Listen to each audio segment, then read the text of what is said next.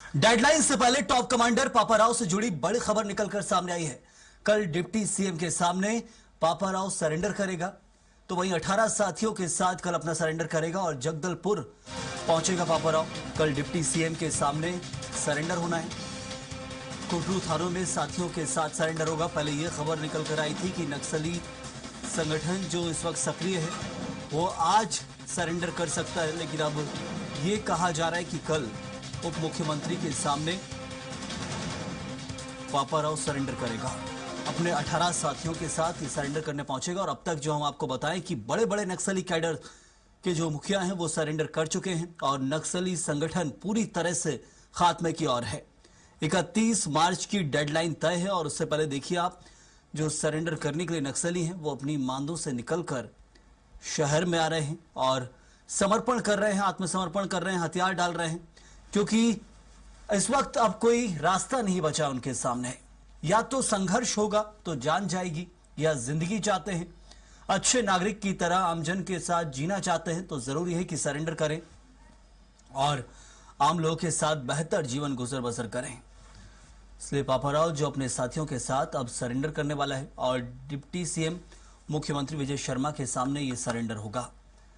तो पूरे देश के अंदर जहां जहां नक्सलवाद फैला हुआ था, 4 से 5 राज्य जो छत्तीसगढ़ से सटे हुए हैं, छत्तीसगढ़ हो, झारखंड हो, आंध्र प्रदेश, तेलंगाना की सीमा सहित महाराष्ट्र की सीमा के वो क्षेत्र जहां नक्सलियों का पूरा गढ़ था, एक राज्य से दूसरे राज्य में आते जाते थे और उन राज्यों की सीमा को ही अपना क्षेत्र बना रखा था, जहां कई बार संघर्ष की स्थितियां होती थी, लेकिन एक लक्ष्य के साथ सरकार और सुरक्षा बल के जवान चल रहे थे। 31 मार्च 2026 की डेडलाइन, उससे पहले बड़े बड़े नक्सली गिरोह के सरेंडर हमने आपको बताए हैं कि कैसे जो बड़े बड़े नक्सली संगठन रहे हैं उन्होंने सरेंडर किया है। अलग अलग जगह जो नक्सली गुट है उन्होंने सरेंडर किया, लेकिन एक और जो बड़ा सरेंडर होना है पापाराव का, उसको लेकर जानकारी भी देंगे हमारे सहयोगी अनिल राव और नवीन मुरला। दोनों हमारे सहयोगी इस वक्त हमारे साथ जुड़े हुए हैं। अनिल, एक बड़ी सफलता इससे हम कहेंगे, अतीत में भी बड़ी सफलता मिली जब से लक्ष्य को लेकर तैयारी शुरू की थी सरकार और सुरक्षा बलों के जवानों ने कि 31 मार्च से पहले सरेंडर होना चाहिए नक्सलियों का, नहीं तो बड़ा संघर्ष होता है। और एक और बड़ा सरेंडर हमें देखने मिलेगा। जी संयम जी, मैं बता दूं कि आज जो समर्पण होने वाला है नक्सलियों का, ये बहुत महत्वपूर्ण समर्पण है कहा जाएगा, क्योंकि जो बचे नक्सलियों में सबसे बड़ा नाम जो आ रहा था वो दंडकानी स्पेशल जोनल कमेटी का जो लीडर है पापाराव और उसकी जो टीम है वो, ये जो दक्षिण बस्तर के एरिया में जो बचे हुए लीडर है उन लीडरों में से एक पापाराव है। जो पापाराव और उसकी टीम जो है अभी जो दक्षिण बस्तर में जो मूवमेंट में देखा गया था और उनकी सिलेंडर को लेकर अब कहा जा सकता है कि बस्तर पूरी तरह से नक्सल मुक्त हो जाएगा, क्योंकि अब से कुछ ही देर पहले ही जो है बीजापुर से जो है जो नक्सली है जो पापाराव है, इनकी जो टीम है जिसमें 8 पुरुष और 10 पुरुष और 8 महिला नक्सली हैं, जो सभी 18 नक्सलियों को लेकर सुरक्षा बल के जवान अब जगदलपुर के रवाना हो चुके हैं और बीजापुर पार कर चुके थे। कहा जा सकता है कि देर रात तक में जो सभी नक्सलियों को जगदलपुर लाया जाएगा और कल सुबह जो है प्रदेश के जो डिप्टी सीएम है वो डिप्टी सीएम के सामने में जो है विजय शर्मा के सामने में सभी को आत्मसमर्पण कराया जाएगा और सरकार की पुनर्वास नीति का लाभ दिया जाएगा। तो कहा जा सकता है जो नक्सली जो वो हिंसा का रास्ता अपनाकर जो जंगलों में भटका करते थे, अब उन्हें एक बेहतर जीवन देने के लिए उन्हें आत्मसमर्पण कराया जा रहा है और एक बिल्कुल अनिल, अब जंगल पूरी तरह से सेफ होने वाला है और हम कहते भी थे कि कुछ अंश जो नक्सलियों को बचा हुआ है वो भी अब जल्दी समर्पण करेगा, तो ये संघर्ष की स्थिति शायद हमें देखने ना मिले। नवीन अभी हमारे साथ बने। नवीन, ये इस वक्त पापाराव का सरेंडर कितनी बड़ी सफलता माने सरकार की, सुरक्षा बलों की, क्योंकि कुछ अंश जो नक्सलवाद का इन क्षेत्रों में बसा हुआ था, आसपास के क्षेत्र में, न सिर्फ क्षेत्र बल्कि राज्यों से सटी हुई सीमाओं में, वो अब जल्दी खत्म होने वाला है। जी संयम जी, मैं बिल्कुल बता दूं, जो नक्सलियों का जो लास्ट मूवमेंट था, मतलब लास्ट जो समय है जो आ रहा है, 31 मार्च जो है डेडलाइन है इनका। अब जो बड़े स्तर के जो माओवादी हैं ये पूरी तरह से सरेंडर कर चुके हैं, जिसमें से एक नाम पापाराव का आ रहा था, जो आज कुटरू थाना क्षेत्र के अंतर्गत जो सुरक्षा बल हैं इनको रवाना किए हैं जगदलपुर में, जहां कल जगदलपुर में इनका आत्मसमर्पण होगा। और मैं आपको बता दूं कि जिस तरह से सुरक्षा बल के जो जवान हैं लगातार कार्रवाइयां कर रहे हैं, इसमें जो बहुत बड़े केडर के जो माओवादी हैं ये सरेंडर भी किए हैं और कई मुठभेड़ों में मारे भी गए हैं, जिसका परिणाम हम देखे भी हैं। तो लगातार जो कार्रवाइयां हो रही है इसी का परिणाम है। और मैं आपको बता दूं कि आज जो पापाराव का जिक्र किया जा रहा है, ये नक्सलियों का जो सबसे नेशनल पार्क एरिया का ये लास्ट जो कमांडर कहा जा रहा था, जिसकी खोज सुरक्षा बल लगातार कर रहे थे, लेकिन उनका परिणाम है कि ये सामने निकल कर मुख्य धारा में लौट रहे हैं सरकार की नीतियों की वजह से। जी जरूर, बिल्कुल एक बड़ी सफलता हम इससे मान रहे हैं अनिल। और एक जो खास चीज हमने देखी कि अब तक बड़े बड़े नक्सली कैडरों ने समर्पण किया अनिल, और उसमें सबसे महत्वपूर्ण रहा कि जो बड़े बड़े नाम चलते थे, हम सुनते भी आए हैं कि कैसे उन्होंने बड़े धमाकों को अंजाम दिया है, और एक बड़ी चुनौती सुरक्षा बलों के जवानों के लिए रहे कई दशकों से। लेकिन अब हम समझे कि पूरी तरह से ये क्षेत्र साफ हो चुका है इस सरेंडर के बाद।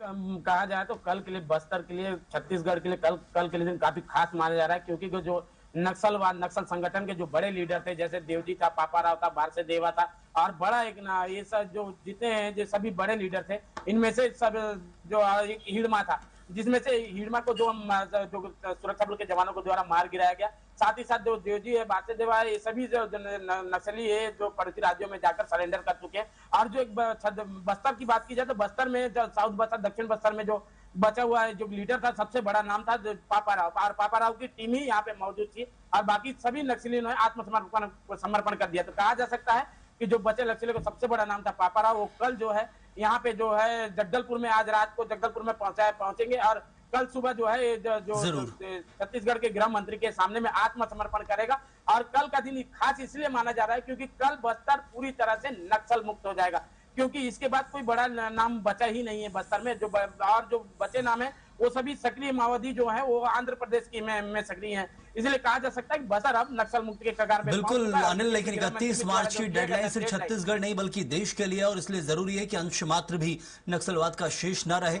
नवीन, यहाँ पर हम देख रहे हैं कि एक बड़ा दिन कल माना जाएगा इस सफलता के बाद, आत्मसमर्पण के बाद, लेकिन क्या नक्सलवाद का इतना दंश इस देश ने झेला है कि जब भी किसी नक्सली का आत्मसमर्पण होता है तो हमें लगता है बड़ी सफलता है, लेकिन फिर भी कुछ न कुछ रह ही जाता है। क्या कभी सुरक्षा बलों से आसपास के क्षेत्र में लोगों से पता चला कि हाँ अभी भी कोई नक्सली हैं ऐसे सक्रिय हैं जो वो समर्पण नहीं कर रहे हैं? जी बिल्कुल, मैं बता दूं जो पापाराव है, इसके सरेंडर करने के बाद जो नक्सलियों के जो बड़े लीडर हैं ये पूरी तरह से समाप्त की हो रहे हैं, और जो बचे कुछ जो माओवादी हैं। जरूर नवीन, मैं रोकता हूँ आपको, लौटता हूँ आपके पास। इस वक्त हमारे साथ नवीन गुप्ता जो नक्सल एक्सपर्ट हैं वो हमारे साथ जुड़े हुए हैं। मनीष जी, हम देखें यहाँ पर एक बड़ी सफलता कल मिलने वाली है, और एक खास ये हो जाता है कि नक्सलवाद का अंश मात्र भी अब शेष नहीं रह जाएगा, पूरा नक्सलवाद जो है समाप्ति की ओर है। क्या इसके बाद पूरी तरह से नक्सल मुक्त छत्तीसगढ़ कहलाएगा? नहीं, देखिए, निश्चित रूप से ये एक बड़ी घटना होने वाली है कल। जिस प्रकार से नक्सली डेडलाइन जो है, नक्सल मुक्ति के लिए जो डेडलाइन 31 मार्च 2026 की डिसाइडेड है, उसके पहले जो पापाराव है, पापाराव को लेकर के लगातार ये कयास लगाए जा रहे थे कि क्या 31 मार्च के पहले इसका सरेंडर हो पाएगा, या मुठभेड़ में ढेर होगा, या ये बचा रहेगा। तो कहीं ना कहीं एक चुनौती के रूप में ये निश्चित रूप से छत्तीसगढ़ में इसकी मौजूदगी और बस्तर के, खासकर दक्षिण बस्तर में इसकी मौजूदगी रहने वाली थी। लेकिन ये एक सुखद खबर आई है कि वो अपने 17 साथियों के साथ जो है कल सरेंडर करने जाने वाला है। तो ये जो नक्सल मुक्ति को लेकर के जो लगातार जो दबाव बना हुआ है, मुझे लगता है कि उस दिशा में पुलिस और सरकार एक कदम और आगे बढ़ी है।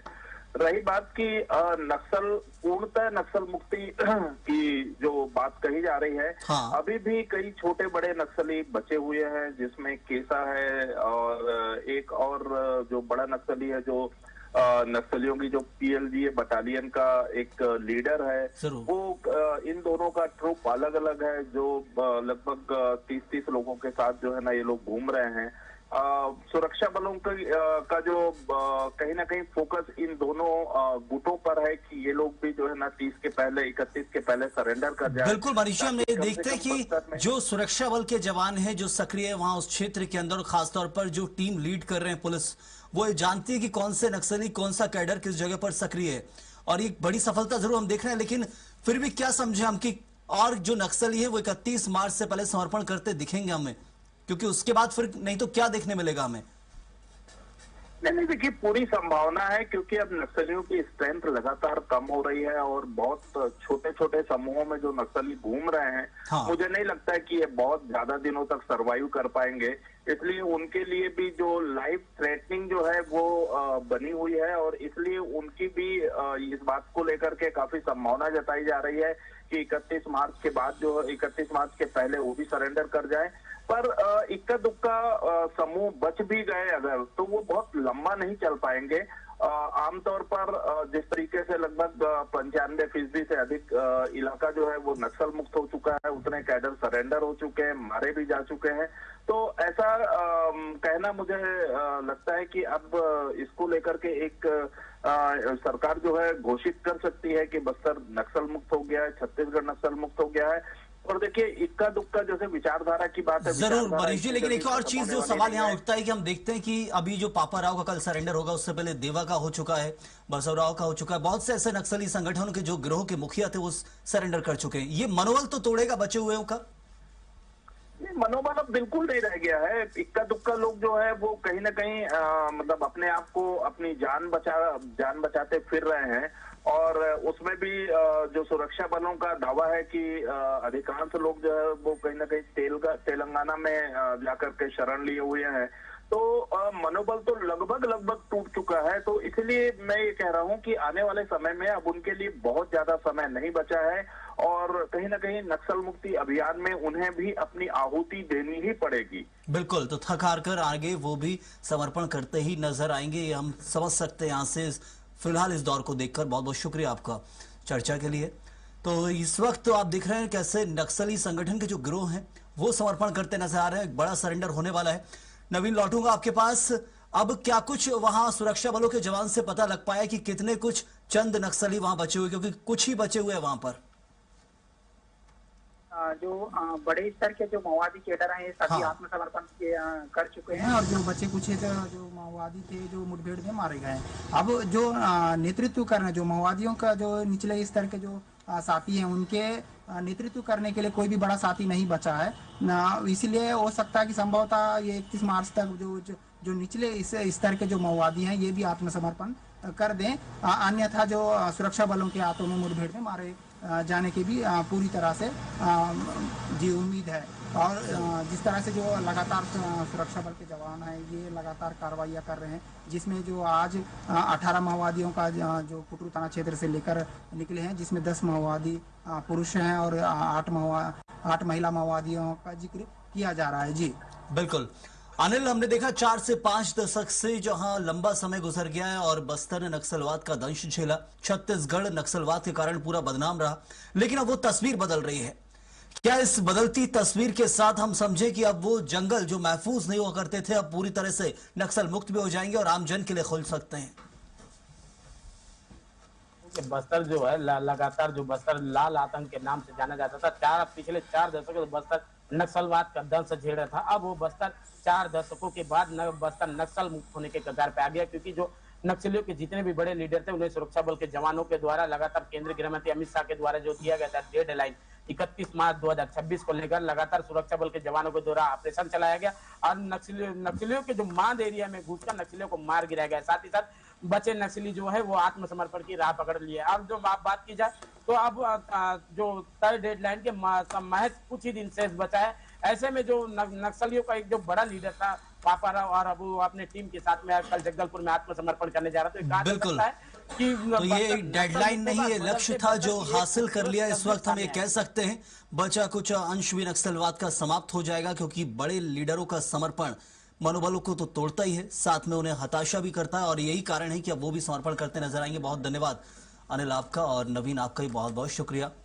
ये सफलता सिर्फ इसलिए क्योंकि एक तारीख तय की गई थी 31 मार्च, और वो तारीख दहशत बनी है नक्सलियों के हृदय में, और यही कारण है कि उससे पहले बड़े बड़े नक्सलियों का आत्मसमर्पण हो रहा है। और ये जरूरी है विकास के लिए, क्योंकि संघर्ष की स्थिति जान ले जाती है, उससे बेहतर है समर्पण, और वह अब देखने मिलेगा।